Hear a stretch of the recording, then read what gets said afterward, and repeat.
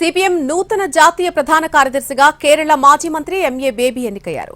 తమిళనాడులోని మదురైలో జరిగినటువంటి సిపిఎం 24వ మహాసభల్లో ఆయన్ను కొత్త సారథిగా ఎన్నుకున్నారు. గత ఏడాది సీతారాం యేచూరి మృతి అనంతరం ప్రధాన కార్యదర్శి పదవి ఖాళీగా ఉంది.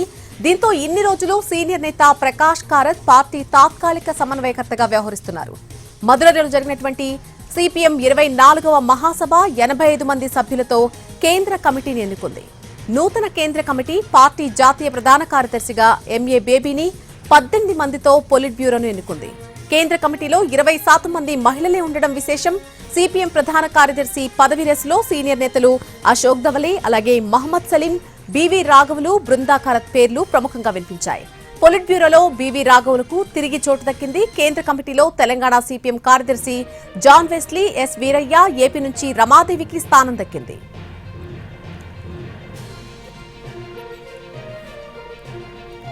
1954లో కేరళలోని ప్రాక్కులంలో పీఎం అలెగ్జాండర్, లిల్లీ అలెగ్జాండర్ దంపతులకు ఎంఏ బేబీ జన్మించారు.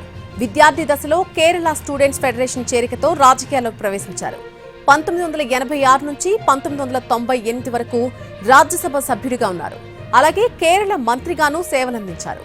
2012 నుంచి సిపిఎం పొలిట్ బ్యూరో సభ్యుడిగా కొనసాగుతున్నారు ఎంఏ బేబీ.